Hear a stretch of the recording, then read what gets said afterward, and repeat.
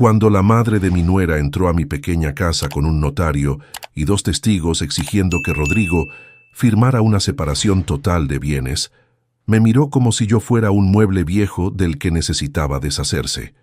Pobre mujer, seguro pensó, ni siquiera entiende que su hijo se casó por encima de su clase. Lo que esa señora prepotente jamás imaginó es que, guardados en un sobre amarillento dentro de mi viejo ropero, yo tenía certificados de inversión, acciones y títulos de propiedad que sumaban 32 millones de pesos.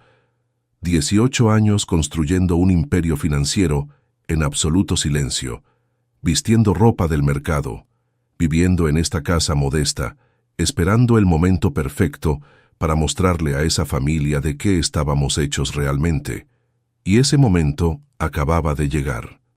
Pero antes de continuar, comprueba si ya estás suscrito al canal y escribe en los comentarios ¿desde dónde ves este video?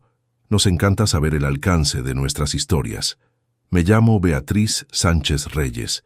Tengo 64 años, arrugas que cuentan historias de trabajo duro y un corazón que aprendió a ser paciente incluso cuando todo dentro de mí gritaba por justicia.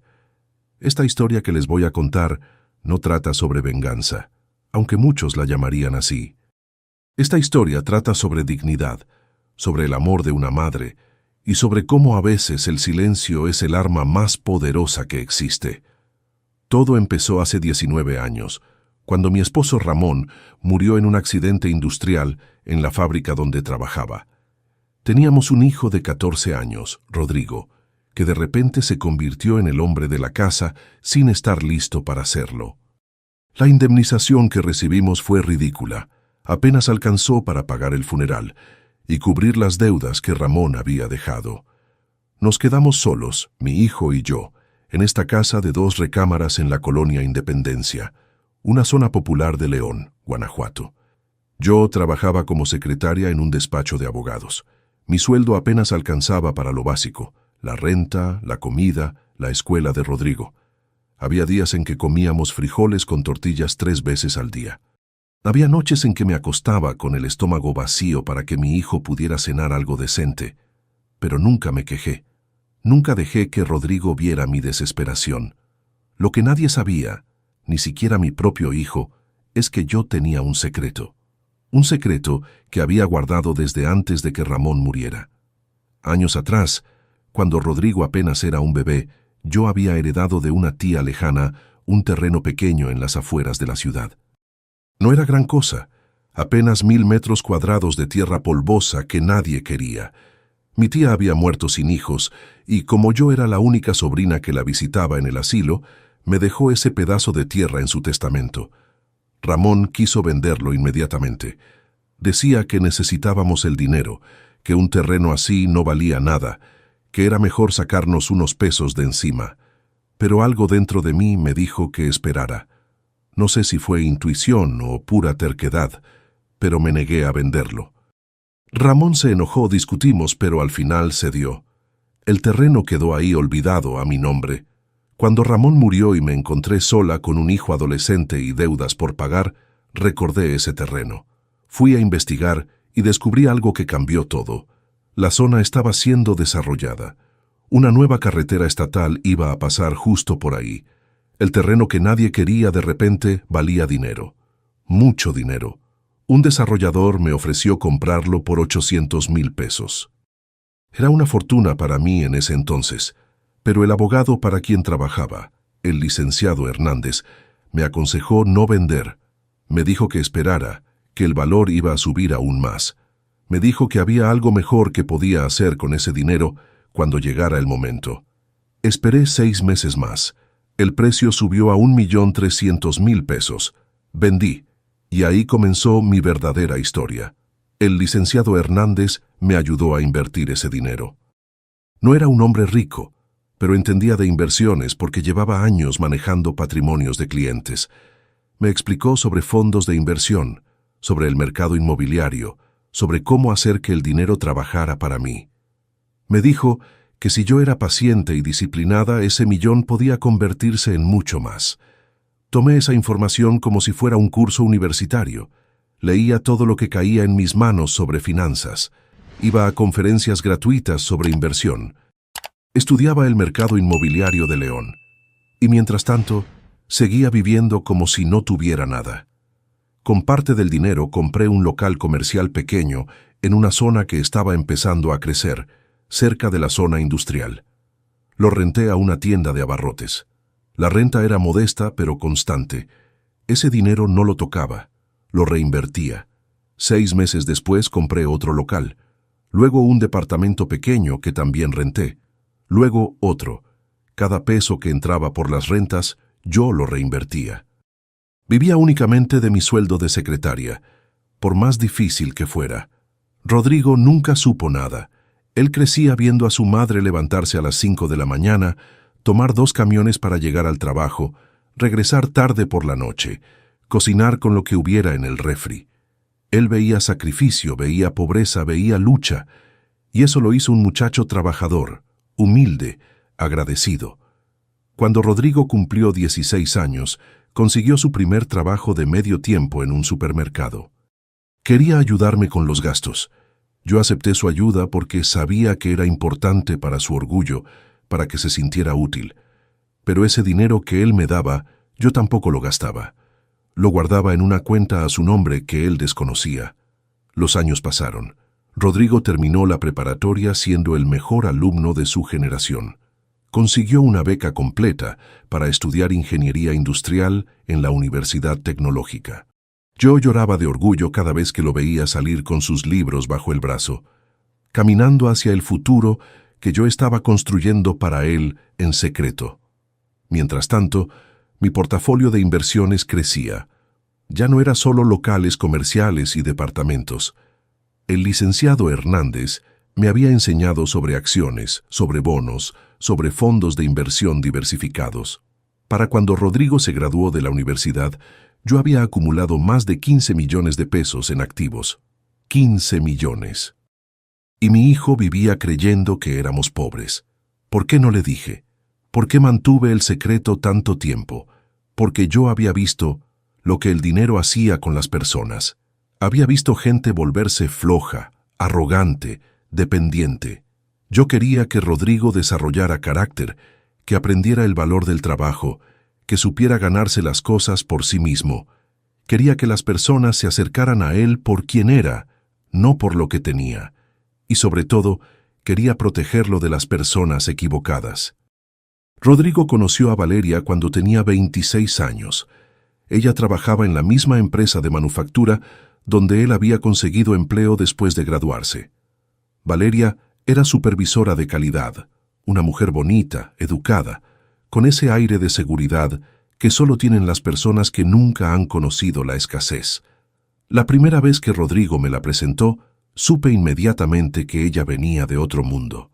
La ropa de marca discreta pero cara, el reloj que costaba más que mi sueldo de 3 meses, la forma en que hablaba, con ese acento pulido de quien estudió en escuelas privadas. Pero lo que más me llamó la atención fue cómo miraba nuestra casa.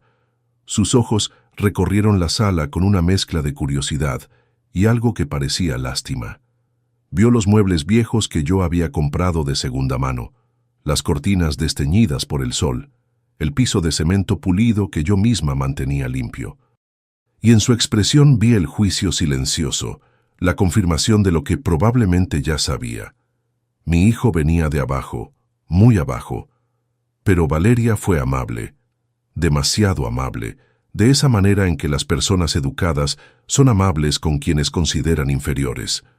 Me preguntó sobre mi trabajo, sobre cómo había criado a Rodrigo sola, sobre nuestras dificultades. Cada pregunta venía envuelta en compasión, pero yo sentía el condescendencia debajo. Rodrigo estaba enamorado, eso era obvio.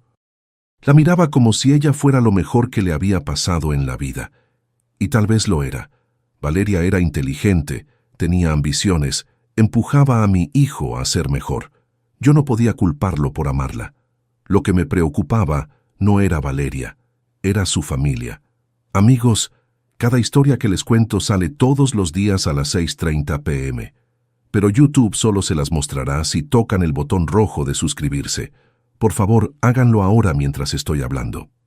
Toquen suscribirse, activen la campanita y nunca se perderán una historia. ¿Ya lo hicieron? Gracias.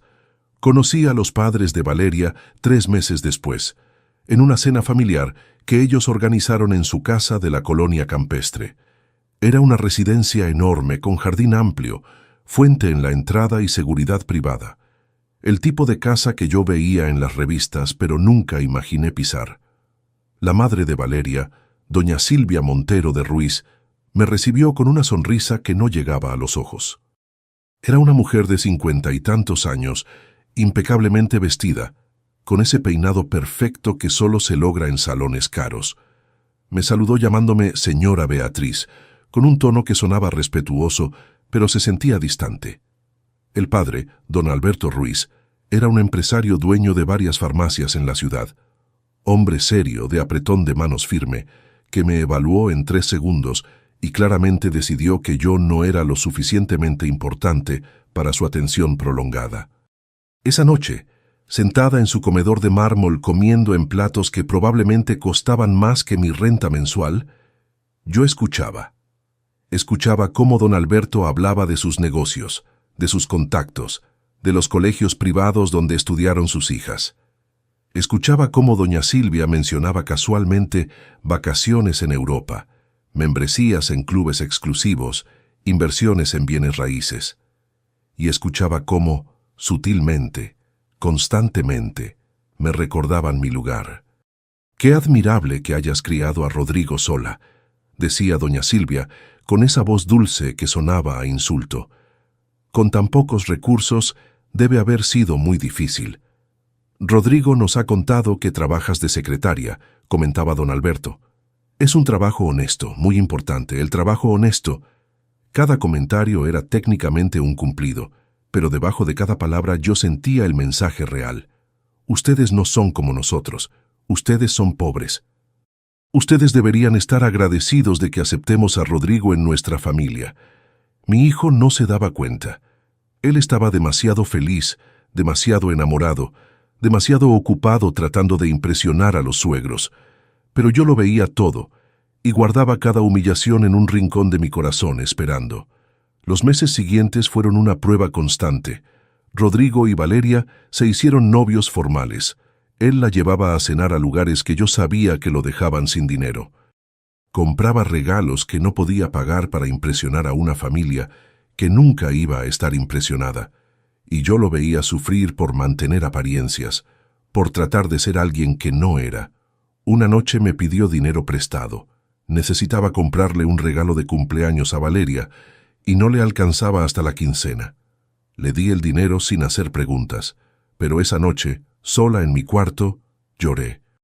Lloré porque mi hijo se estaba rebajando, porque estaba tratando de comprar el respeto de personas que lo medían por su cuenta bancaria, y fue en ese momento que tomé una decisión. No le iba a contar sobre el dinero todavía. Necesitaba saber primero si esa familia merecía entrar en nuestras vidas. Necesitaba ver sus verdaderos colores. Un año después, Rodrigo me anunció que se iba a casar. Valeria había aceptado su propuesta. Él estaba radiante, feliz, emocionado. Le había comprado un anillo con un crédito que tardaría 2 años en pagar. Yo lo abracé. Le dije que estaba feliz por él, que Valeria era una buena mujer. Pero por dentro, yo sabía que la verdadera prueba apenas estaba comenzando. Los preparativos de la boda fueron exactamente lo que yo esperaba. Doña Silvia tomó el control total. Ella eligió el salón, el menú, las invitaciones, el decorador. Cada vez que Rodrigo o Valeria sugerían algo más modesto, más acorde a nuestro presupuesto, doña Silvia lo rechazaba diciendo que la familia Ruiz tiene un estándar que mantener. El costo de la boda se disparó. 100,000 pesos. 150,000. 200,000. Rodrigo estaba pálido viendo las cifras. La familia Ruiz iba a pagar el 70%, decían, pero esperaban que el novio contribuyera con su parte. 60,000 pesos. Una fortuna para un muchacho de 27 años con 2 años de experiencia laboral. Rodrigo vino a mí con los ojos llenos de vergüenza. Me pidió prestado. Yo tenía todo ese dinero guardado, escondido, esperando. Podría haberle dado los 60,000 sin problema. Podría haberle dado el doble, el triple, pero no lo hice. Le di 20,000 pesos. Le dije que era todo lo que tenía ahorrado. Le dije que lo sentía, que ojalá pudiera ayudarlo más. Vi cómo se le rompía el corazón, cómo sentía que estaba decepcionando a su familia, a su futura esposa. ¿Fui cruel? Tal vez, pero necesitaba que esto siguiera. Necesitaba ver hasta dónde llegaría la familia Ruiz con su desprecio. Rodrigo tuvo que pedir un préstamo bancario por los otros 40,000 pesos. La deuda lo iba a estar ahorcando por los próximos 3 años. Y mientras él firmaba esos papeles, probablemente sintiéndose pequeño e inadecuado, la familia Ruiz seguía planificando una boda cada vez más lujosa. La boda se celebró un sábado de junio en uno de los salones más exclusivos de León. Más de 300 invitados, la mayoría del lado de la familia Ruiz. Del lado de Rodrigo éramos apenas 30 personas, algunos tíos lejanos, amigos de la universidad, compañeros de trabajo y yo. Me senté en la mesa asignada para la familia del novio, una mesa situada estratégicamente lejos de la mesa principal. Desde ahí observaba cómo doña Silvia circulaba entre los invitados como una reina presentando a su hija. Cuando alguien preguntaba por el novio, ella respondía con una sonrisa tensa. Rodrigo es un muchacho muy trabajador, muy esforzado. Valeria lo conoció en la empresa donde ella supervisa. Cada descripción enfatizaba que él estaba por debajo de ella. Que mi hijo había tenido suerte, mucha suerte de que una mujer como Valeria se fijara en él. Bailé el vals tradicional con Rodrigo. Mi hijo, tan guapo en su traje que probablemente había rentado, me abrazaba con fuerza. Me susurró al oído que me amaba, que todo lo que él era me lo debía a mí. Le respondí que estaba orgullosa, que él era un hombre de bien, que eso era lo único que importaba. Pero mientras bailábamos, mis ojos se encontraron con los de doña Silvia. Ella me miraba desde su mesa con una expresión que conocía bien. Era la mirada de alguien que está tolerando una situación desagradable, esperando que termine pronto. La fiesta terminó cerca de las 2 de la mañana. Los novios se fueron al hotel porque al día siguiente viajarían de luna de miel a Cancún. Un viaje que, por supuesto, la familia Ruiz había pagado porque los muchachos no tenían para tanto. Otra deuda de gratitud que mi hijo tendría que cargar. Regresé a mi casa exhausta. Me quité los zapatos incómodos que me habían lastimado los pies y me senté en mi sofá viejo mirando las fotos de la boda en mi celular. Rodrigo se veía feliz. Eso era lo importante. Pero yo sabía que la felicidad genuina no podía construirse sobre una base de humillación y deuda. Lo que vino después confirmó todas mis sospechas. 3 días después de la boda, mientras Rodrigo todavía estaba de luna de miel, doña Silvia apareció en mi puerta. No venía sola. La acompañaban su esposo, don Alberto, y un hombre de traje que se presentó como el licenciado Campos, notario público. Mi corazón empezó a latir más rápido, pero mantuve la cara tranquila. Los invité a pasar, les ofrecí agua. Me senté en mi sofá desgastado mientras ellos ocupaban mi pequeña sala como si fuera suya. Doña Silvia fue directo al punto. Dijo que ahora que Rodrigo era oficialmente parte de la familia Ruiz, había cuestiones legales que necesitaban resolverse. Cuestiones de patrimonio, de protección de bienes, de planificación familiar. El notario abrió su portafolio y sacó un documento grueso. Explicó con voz monótona y profesional que se trataba de un acuerdo de separación total de bienes. Rodrigo renunciaría a cualquier derecho sobre propiedades, inversiones o herencias de la familia Ruiz, presentes o futuras. En caso de divorcio, él saldría del matrimonio con exactamente lo mismo que había entrado. Nada. Me quedé mirando esos papeles sintiendo cómo la rabia subía por mi garganta como lava. Pregunté si Rodrigo sabía de esto. Doña Silvia respondió rápidamente que no querían preocuparlo durante su luna de miel. Dijo que eran cuestiones administrativas, asuntos de mujeres, cosas que las madres entienden mejor.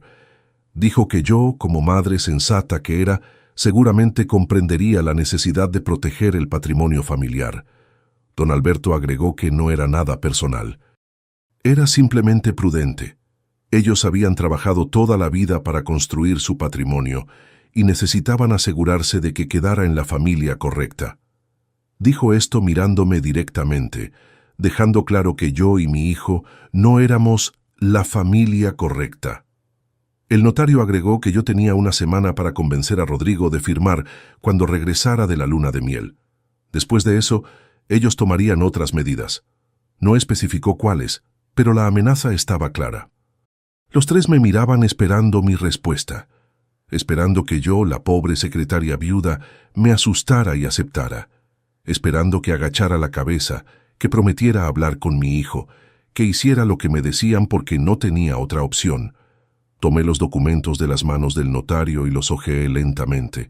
Leí cada cláusula, cada letra pequeña, cada trampa legal escondida en esas páginas.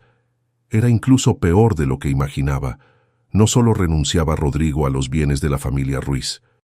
También había cláusulas sobre custodia de futuros hijos en caso de divorcio, sobre manutención, sobre absolutamente todo diseñado para asegurar que mi hijo no pudiera reclamar nada nunca. Cuando terminé de leer, levanté la vista y miré directamente a doña Silvia. Le dije con la voz más calmada que pude que necesitaba tiempo para revisar los documentos con cuidado. Dije que consultaría con un abogado, que hablaría con Rodrigo cuando regresara, que les daría una respuesta en su debido momento. La cara de doña Silvia se endureció.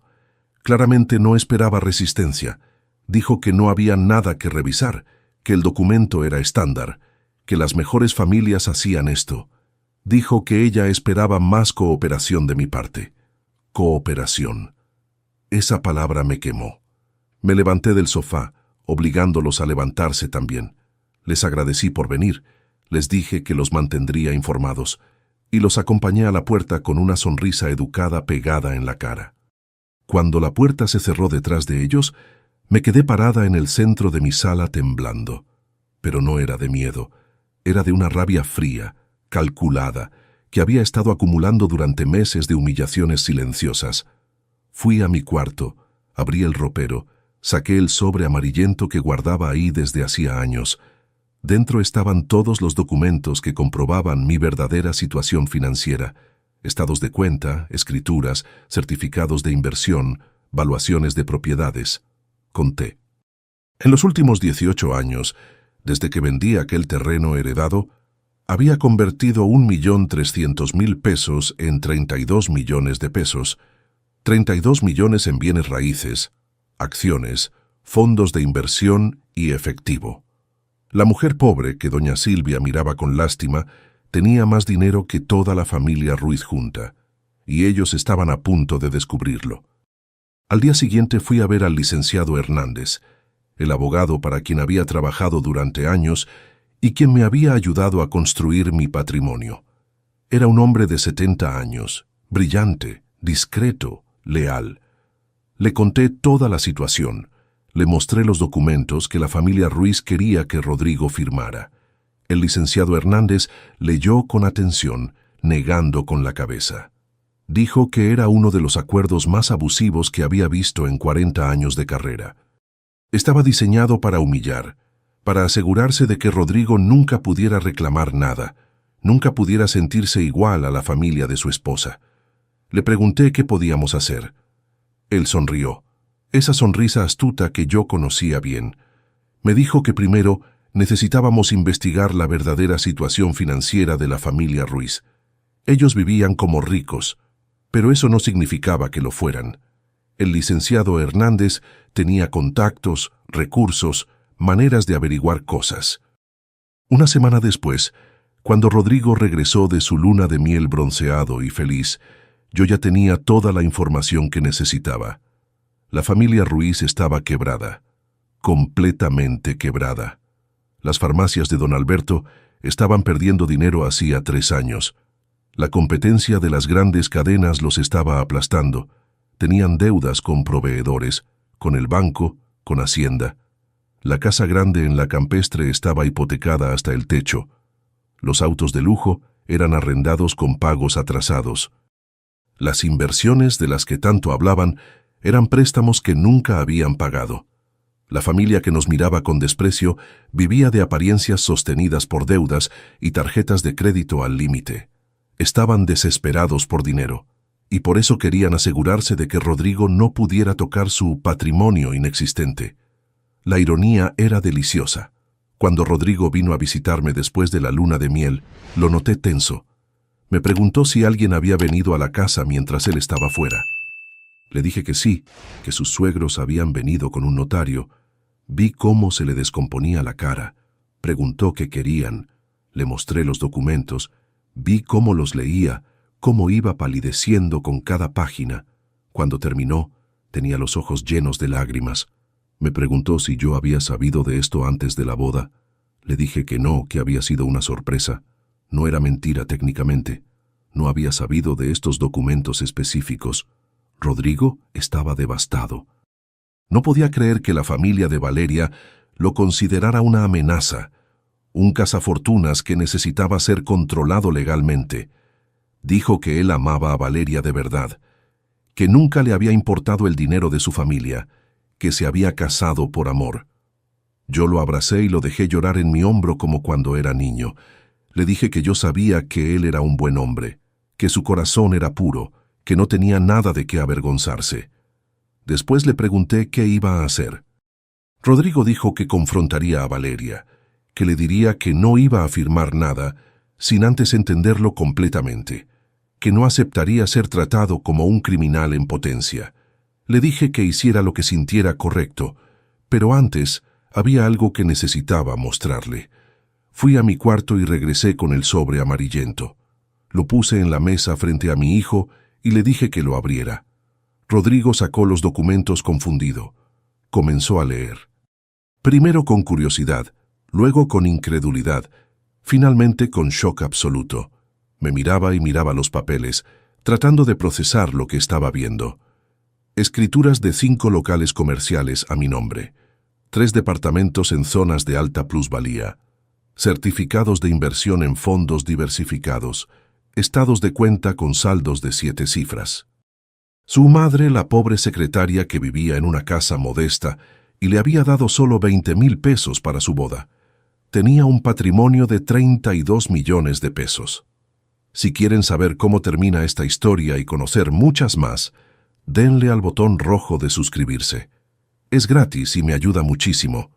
Le tomó casi 1 hora procesar toda la información.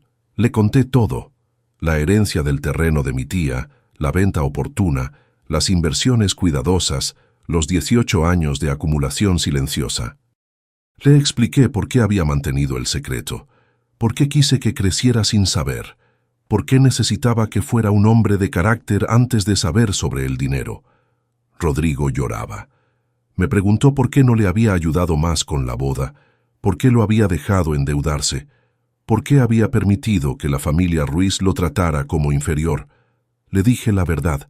Necesitaba ver quiénes eran realmente.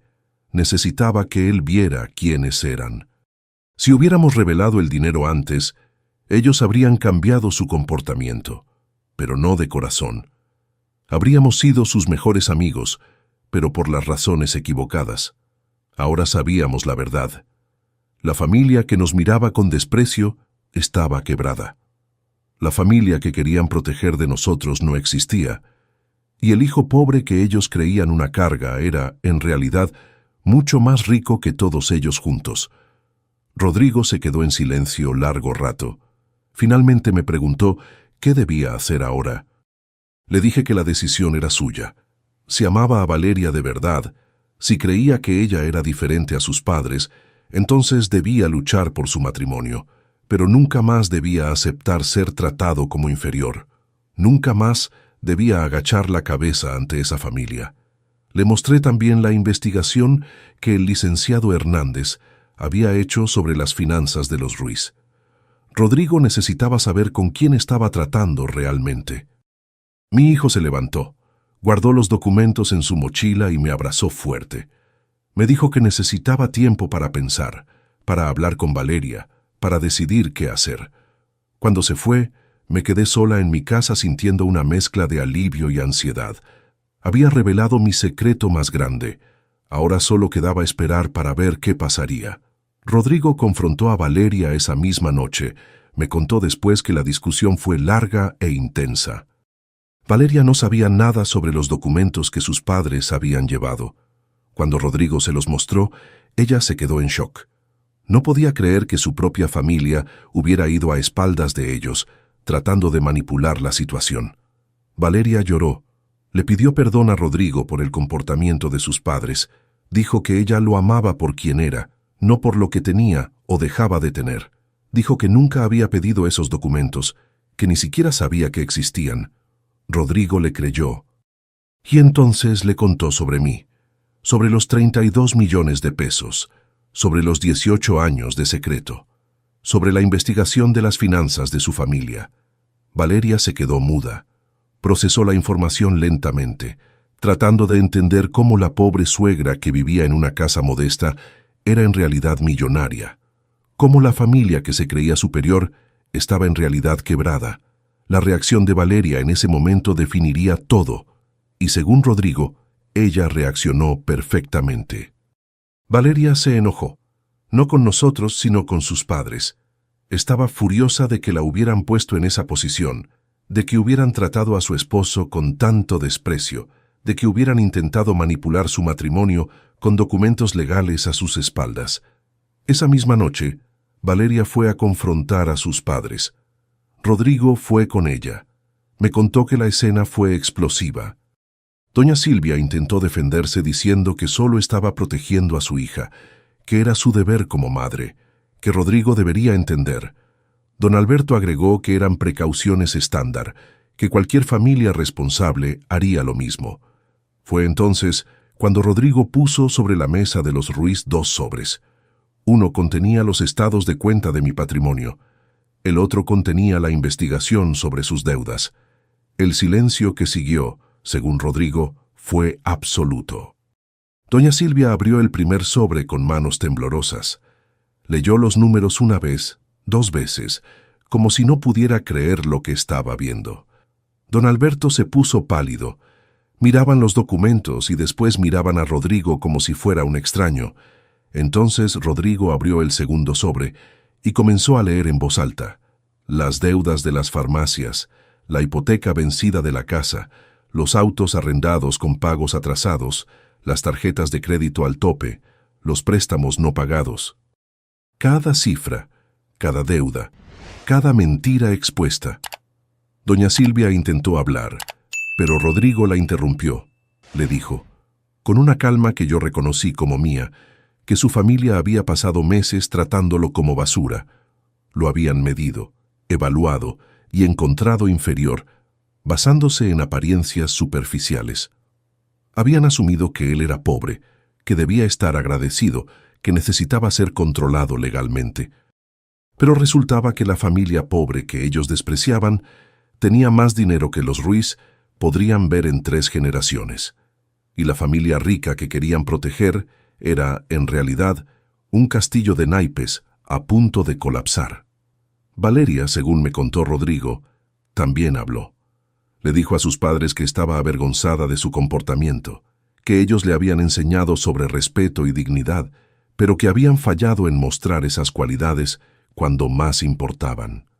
Dijo que ella amaba a Rodrigo y que su matrimonio no necesitaba la aprobación ni la interferencia de ellos. Don Alberto intentó explicarse. Dijo que todo había sido un malentendido, que ellos solo querían lo mejor para Valeria, que nunca tuvieron intención de ofender. Rodrigo simplemente se levantó para irse.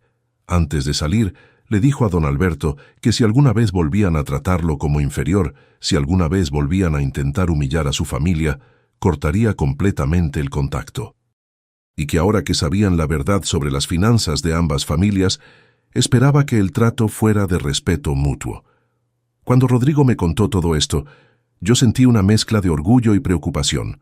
Orgullo porque mi hijo había defendido su dignidad. Preocupación porque había quemado puentes con su familia política. Le pregunté cómo se sentía. Me dijo que liberado.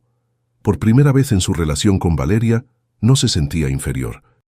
No se sentía como si tuviera que demostrar nada, como si tuviera que disculparse por existir. Los días siguientes fueron tensos. Doña Silvia intentó llamarme varias veces.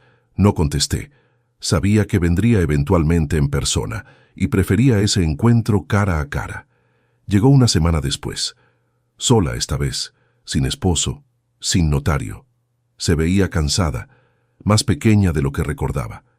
La hice pasar. Le ofrecí café. Nos sentamos en mi sofá viejo como si fuéramos viejas amigas, aunque ambas sabíamos que nunca lo seríamos. Doña Silvia comenzó con una disculpa. Dijo que había actuado mal, que había juzgado basándose en apariencias, que había subestimado mi carácter y mi situación.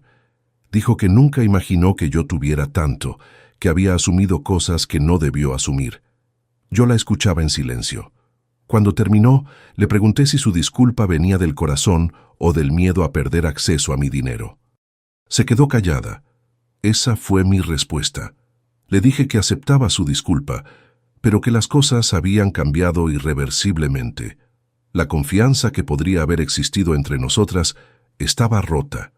Yo sería educada en las reuniones familiares, mantendría la paz por el bien de Rodrigo y Valeria, pero nunca seríamos cercanas. Le dije también que si ella o su familia volvían a intentar humillar a mi hijo, si volvían a tratarlo como inferior, yo usaría cada recurso que tuviera para hacerlos pagar. 32 millones de pesos compran muchas cosas, incluyendo muy buenos abogados. Doña Silvia asintió, derrotada. Cuando se fue, supe que el mensaje había quedado claro. Los meses siguientes trajeron cambios significativos. Rodrigo y Valeria compraron su propia casa. No usaron dinero mío, aunque yo había ofrecido. Rodrigo quiso demostrar que podía proveer para su familia por sí mismo. Consiguieron un crédito hipotecario para una casa modesta en una colonia de clase media. Yo respeté su decisión. Entendía que mi hijo necesitaba probar su independencia, su capacidad. El dinero estaría ahí cuando realmente lo necesitara, pero por ahora él quería construir su vida con sus propios medios. La relación entre Rodrigo y sus suegros se estabilizó en una cordialidad fría. Se veían en ocasiones especiales, intercambiaban cortesías básicas, mantenían las apariencias. Pero la intimidad que podría haber existido estaba muerta. Don Alberto, curiosamente, fue quien más cambió. El hombre que me había mirado con indiferencia, ahora me trataba con respeto genuino. Me buscaba en las reuniones familiares, me preguntaba sobre inversiones, sobre estrategias financieras. Había aprendido, de la manera difícil, que las apariencias engañan. Doña Silvia era más complicada. Ella mantenía distancia, claramente incómoda con la nueva dinámica. No podía superar el hecho de que la pobre secretaria que había despreciado tenía más dinero que ella. Su orgullo no le permitía procesarlo. Un año después de la boda, sucedió algo que cambió todo nuevamente. Las farmacias de don Alberto finalmente quebraron. Las deudas eran insostenibles, los acreedores implacables. Todo se fue a remate. Perdieron el negocio familiar que había existido por 2 generaciones. Peor aún, el banco ejecutó la hipoteca de la casa. La familia Ruiz, que por tanto tiempo había vivido en esa residencia enorme en la campestre, tuvo que mudarse. Rentaron un departamento en una zona modesta, vendieron los autos de lujo, redujeron drásticamente su nivel de vida. Fue devastador para ellos, especialmente para doña Silvia, quien había definido su identidad por su estatus social. Ver cómo ese estatus se desmoronaba era como verla morir en cámara lenta. Valeria estaba destrozada viendo sufrir a sus padres. Quería ayudarlos, pero ella y Rodrigo apenas estaban estableciéndose en su propia vida.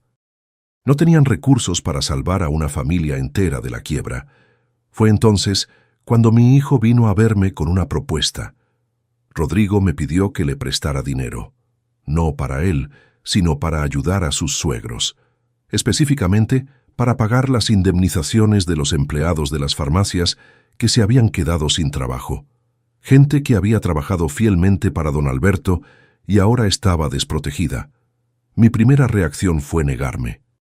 ¿Por qué debería ayudar a la familia que nos había tratado tan mal? ¿Por qué rescatar a personas que nos habían humillado? Pero Rodrigo me miró con esos ojos que eran iguales a los de su padre. Me dijo que no estaba pidiendo que rescatara a los Ruiz. Estaba pidiendo que ayudara a trabajadores inocentes que no tenían nada que ver con las acciones de doña Silvia.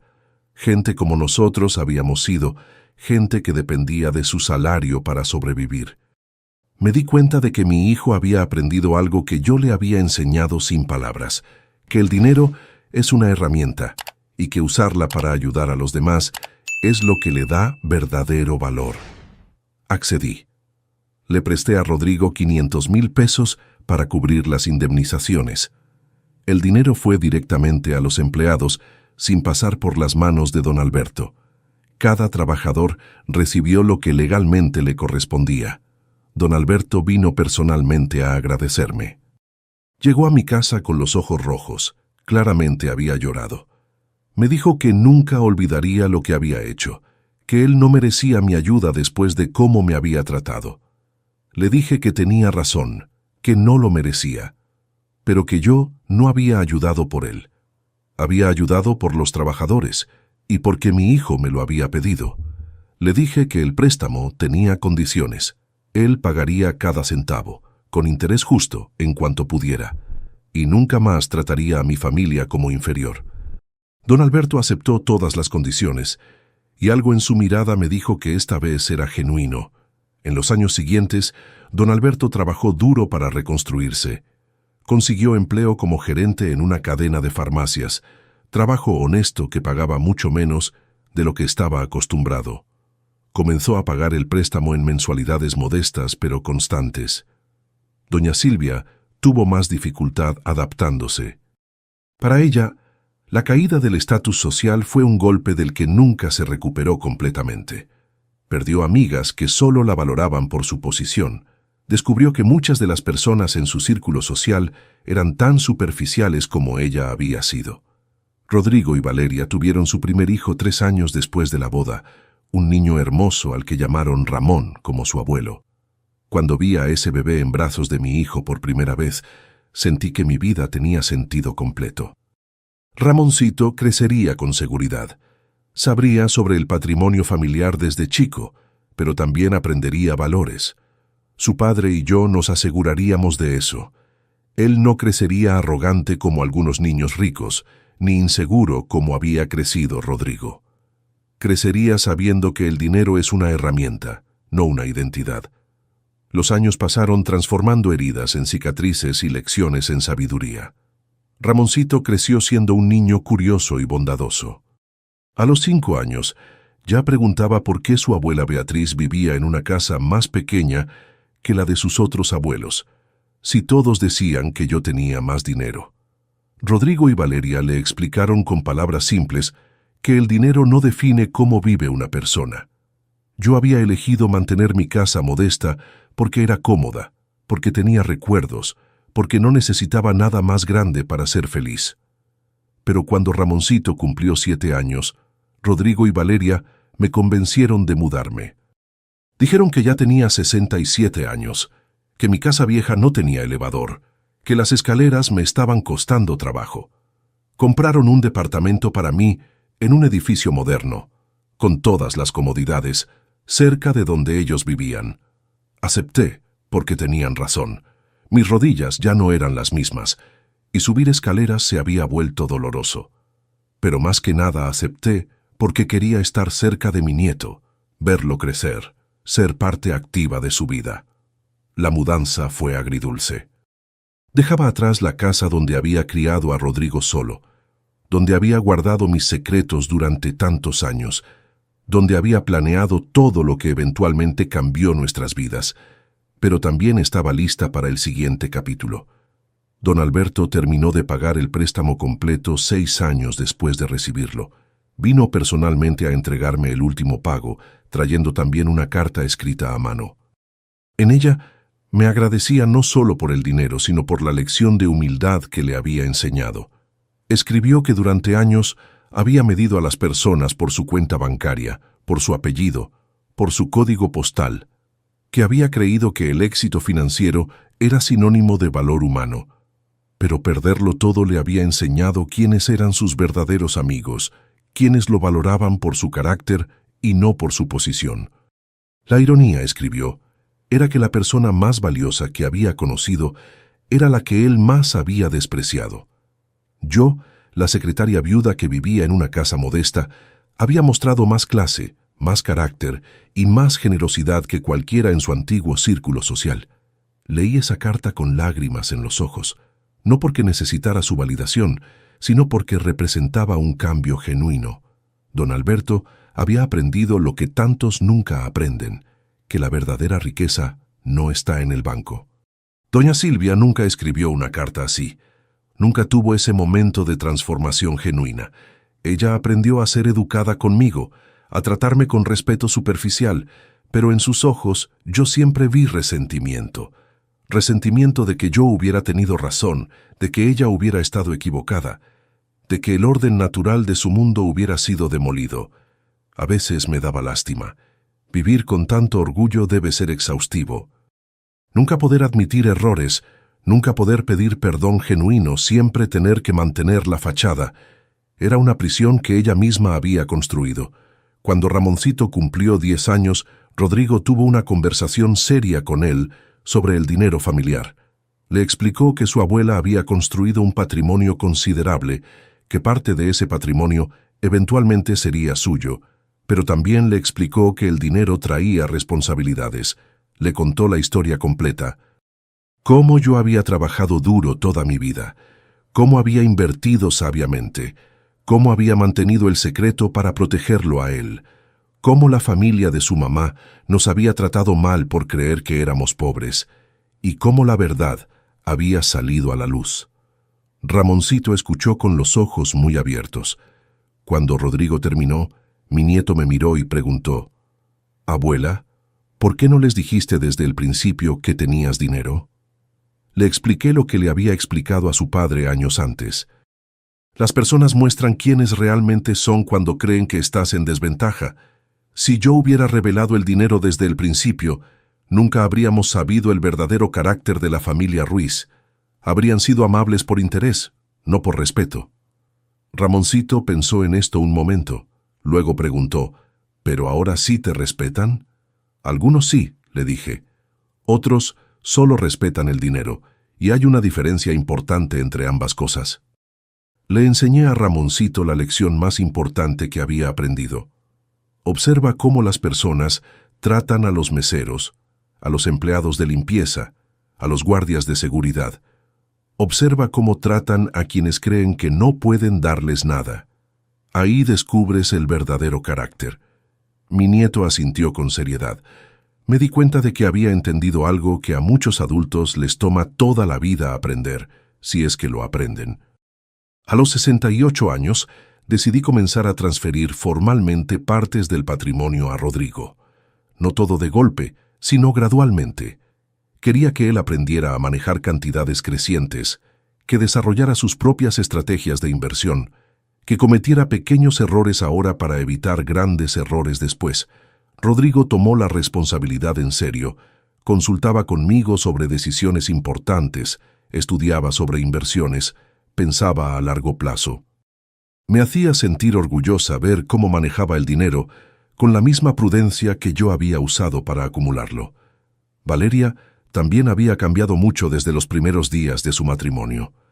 La experiencia de ver a su familia caer, de confrontar el clasismo que ella misma había perpetuado sin darse cuenta, la había transformado. Ahora trabajaba en una organización sin fines de lucro, ayudando a pequeños negocios en dificultades. Usaba su experiencia familiar como motivación para ayudar a otros. Me di cuenta de que, irónicamente, la peor experiencia de la familia Ruiz había producido las mejores versiones de sus miembros. Don Alberto era ahora un hombre humilde y trabajador. Valeria había encontrado propósito ayudando a otros. Incluso doña Silvia, aunque nunca completamente transformada, había aprendido a medir sus palabras y tratar a las personas con más cuidado. Ahora tengo 72 años. Mi cabello es completamente blanco, mis manos tienen manchas de edad, camino más despacio que antes, pero mi mente sigue clara y mi corazón está lleno de paz. Vivo cómodamente en mi departamento con vista a la ciudad. Ramoncito me visita cada semana después de la escuela. Nos sentamos en la terraza tomando limonada mientras me cuenta sobre sus clases, sus amigos, sus sueños. Tiene 12 años ahora y quiere estudiar economía. Dice que quiere aprender a ayudar a las personas a manejar mejor su dinero, para que no pasen por lo que pasó su familia paterna. Rodrigo y Valeria están considerando tener un segundo hijo. A veces cenan conmigo los domingos, y es en esas ocasiones cuando más agradezco el camino que tomé. Ver a mi hijo feliz, estable, respetado. Ver a su esposa tratarlo como igual. Ver a mi nieto creciendo con valores y oportunidades. La familia Ruiz todavía es parte de nuestras vidas. Don Alberto viene ocasionalmente a consultarme sobre decisiones financieras. Ha reconstruido parcialmente sus finanzas, trabajando duro y viviendo con menos. Nunca volverá a tener las farmacias ni la casa grande, pero tiene dignidad y respeto genuino. Doña Silvia es cortés cuando nos vemos. Pregunta por mi salud, comenta sobre el clima, mantiene conversaciones superficiales. Nunca hemos tenido una conversación profunda sobre lo que pasó. Creo que nunca la tendremos. Algunas personas simplemente no pueden admitir cuando estaban equivocadas, y eso está bien. Ya no necesito su validación. Hace unos meses, Ramoncito me hizo una pregunta que me dejó pensando por días. Me preguntó si yo me arrepentía de algo. Si pudiera volver el tiempo atrás, ¿haría algo diferente? Pensé mucho en esa pregunta. Podría haber revelado el dinero antes. Podría haberle ahorrado a Rodrigo años de sentirse inferior. Podría haber evitado la humillación, el dolor, las noches en que mi hijo lloraba sintiéndose inadecuado. Pero también sé que esas experiencias lo formaron. Le enseñaron empatía, humildad, el valor del trabajo duro. Le mostraron quiénes eran realmente las personas a su alrededor. Y eventualmente le dieron la satisfacción de probar su propio valor. No con el dinero que yo le daría, sino con su propio carácter. Así que le dije a Ramoncito que no me arrepentía. Que haría todo exactamente igual. Porque al final no se trataba del dinero, se trataba de la lección. El dinero que acumulé fue importante. Dio seguridad a mi familia, oportunidades a mi hijo, un futuro sólido a mi nieto. Pero la verdadera herencia que dejé no está en los estados de cuenta. Está en los valores que transmití, en las lecciones que enseñé, en el ejemplo que di. Le enseñé a Rodrigo que la dignidad no se compra. Le enseñé que el respeto se gana con acciones, no con cuentas bancarias. Le enseñé que las apariencias engañan y que el verdadero carácter se revela cuando las personas creen que no tienes nada que ofrecerles. Esas lecciones valdrán más para él y para Ramoncito que cualquier cantidad de dinero que pueda dejarles. A veces cuando estoy sola por las noches mirando las luces de la ciudad desde mi terraza, pienso en todo el camino recorrido. Desde aquella joven viuda asustada con un hijo adolescente, hasta esta mujer de 72 años que construyó un imperio en silencio. Pienso en mi esposo Ramón, que murió sin saber que el terreno que quería vender terminaría cambiando nuestras vidas. Pienso en mi tía, que me dejó esa herencia sin imaginar lo que yo haría con ella. Pienso en el licenciado Hernández, que me enseñó a invertir cuando yo no sabía nada. Y pienso en doña Silvia, irónicamente. Porque sin su arrogancia, sin su desprecio, sin su intento de humillarnos, nunca habríamos tenido esa revelación dramática. Nunca habríamos enseñado esa lección tan importante. Ella quiso ponernos en nuestro lugar y sin darse cuenta, nos dio la oportunidad de mostrar de qué estábamos hechos realmente. El patrimonio que construí ahora está siendo transferido gradualmente a Rodrigo. Cuando yo muera, y a esta edad pienso en eso con serenidad, él heredará todo lo que queda. Y sé que lo usará sabiamente, porque le enseñé no solo a acumular dinero, sino a entender su verdadero propósito. El dinero es una herramienta. Puede construir o destruir, liberar o esclavizar, ayudar o dañar. Todo depende del carácter de quien lo posee. Y yo me aseguré de que mi hijo y ahora mi nieto tengan el carácter necesario para manejarlo bien. Para todas las madres, abuelas, mujeres que están escuchando esta historia, quiero decirles algo. Ustedes son más fuertes de lo que imaginan. La vida les pondrá pruebas, les pondrá personas que intentarán hacerlas sentir pequeñas, inferiores, menos valiosas. No les crean. Su valor no está determinado por su cuenta bancaria, por su código postal, por su apellido. Está determinado por su carácter, por cómo tratan a los demás, por el amor que ponen en cuidar a su familia. Yo empecé como una secretaria viuda en una casa modesta. Y terminé como una mujer que construyó un imperio financiero, que enfrentó a una familia arrogante y les enseñó humildad, que dejó un legado de valores que durará generaciones. Si yo pude, ustedes también pueden. No importa dónde están ahora. Lo que importa es a dónde quieren llegar y cuánto están dispuestas a trabajar para lograrlo. La verdadera riqueza no está en el banco, está en quién te conviertes en el camino. Está en las personas que amas, en los valores que defiendes, en la dignidad que mantienes incluso cuando otros intentan quitártela. Cuando miro hacia atrás en mi vida, veo una historia de amor, de sacrificio, de paciencia estratégica. Veo una madre que hizo lo que tenía que hacer para proteger a su hijo. Y veo una lección que espero se cuente por generaciones en mi familia, que nunca permitas que nadie te haga sentir inferior sin tu consentimiento. Doña Silvia entró a mi casa creyendo que tenía el poder, creyendo que podía intimidarme, manipularme, controlarme, creyendo que yo era solo una vieja pobre que debería estar agradecida de que su familia aceptara a mi hijo. Lo que ella no sabía es que yo había estado jugando ajedrez mientras ella jugaba damas, que cada movimiento que hice fue calculado, que el secreto que guardé por 18 años no era debilidad, sino estrategia. Y cuando finalmente revelé la verdad, no fue con gritos ni drama, fue con documentos, con números, con hechos irrefutables.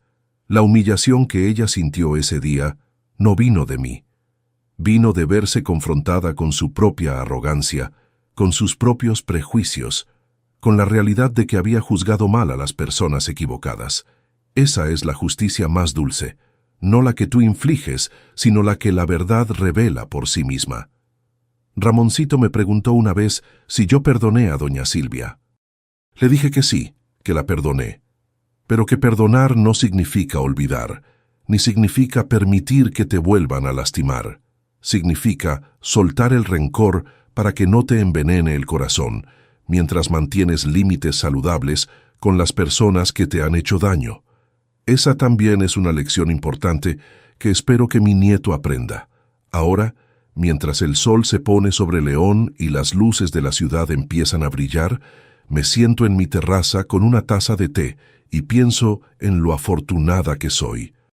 No por el dinero, aunque ha dado seguridad, sino por haber vivido lo suficiente para ver a mi familia prosperar, para ver las lecciones tomar raíz, para ver que mi vida tuvo propósito y significado. He cumplido mi misión, he protegido a mi hijo, he dado oportunidades a mi nieto, he dejado un legado que va más allá de lo material, y puedo descansar sabiendo que cuando ya no esté, ellos recordarán no cuánto dinero dejé, sino qué tipo de persona fui. Una mujer que trabajó duro, que invirtió sabiamente, que mantuvo secretos cuando fue necesario, que defendió a su familia con estrategia y paciencia, que enseñó que la dignidad no se negocia y que el verdadero carácter se revela en cómo tratas a quienes crees que no pueden darte nada. Esa es la historia que quiero que cuenten, esa es la herencia que importa. Si te gustó esta historia, haz clic en suscríbete y cuéntame en los comentarios qué parte te impresionó. Mañana hay más, nos vemos allí.